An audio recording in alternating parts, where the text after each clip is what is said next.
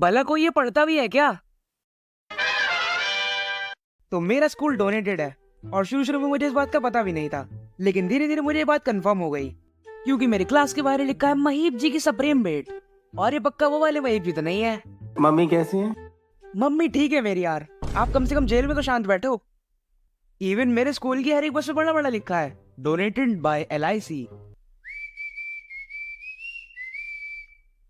बस में बैठने जाओ तो ऐसा लगता है बस खड़े होकर बोलेगी, नमस्ते भाई साहब, हमारी एक नई पॉलिसी आई है, इसमें आपको महीने के 500 रुपए देने और मरने के बाद आपको 1 करोड़ रुपीस मिलेंगे।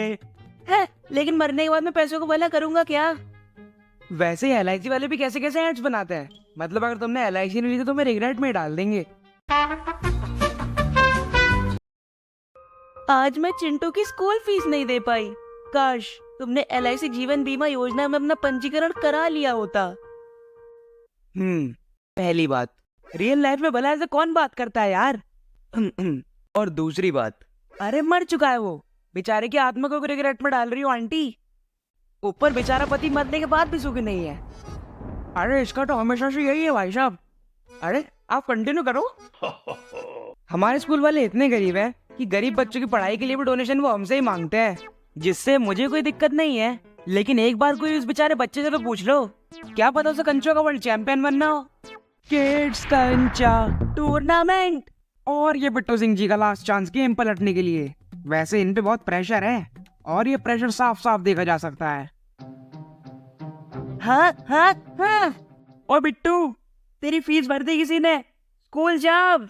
शिट, ये बिना मुझसे पूछे बार बार मेरी फीस कौन भर देता है?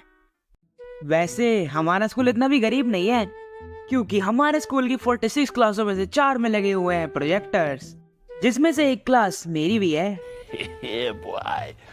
लेकिन रुको, इतना जल्दी कुछ मत हो, क्योंकि जिस कंपनी ने प्रोजेक्टर्स दान में दिए थे वो कर्ज में डूबकर बंद हो चुकी है। अब वो प्रोजेक्टर्स वो सादे ब्लैक बोर्ड की जगह घेर कर बैठे हैं। उनके चक्कर में बेचारे बच्चों की गर्दनें और सेट की जा रही है।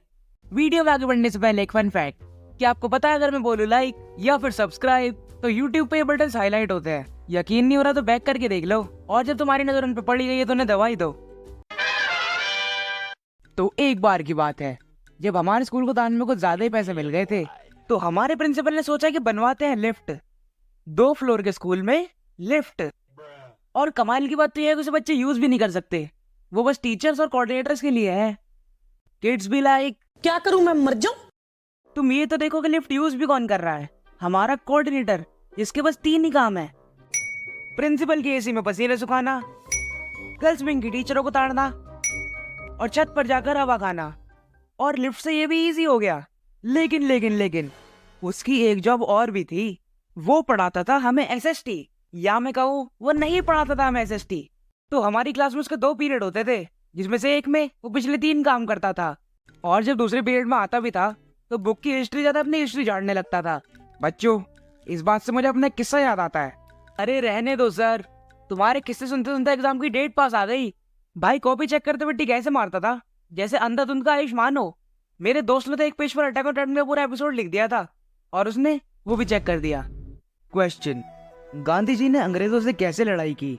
आंसर, सन 1947 में गांधी जी इंडियन बॉर्डर के नीचे बैठ के चाय पी रहे थे, लेकिन तभी उन्होंने देखा कि ब्रिटिश क्लॉस स्ट्रेटजी इंडियन बॉर्डर पर एकदम से प्रकट हो गया है और वो बॉर्डर तोड़ना चाहता है, जिससे और ब्रिटिश अंदर आ पाए। लेकिन गांधी जी ने तभी OTM गियर पहना और निकल पड़े उसे मारने। लेकिन फिर उन्हें याद आया कि अहिंसा तो बुरी चीज होती है।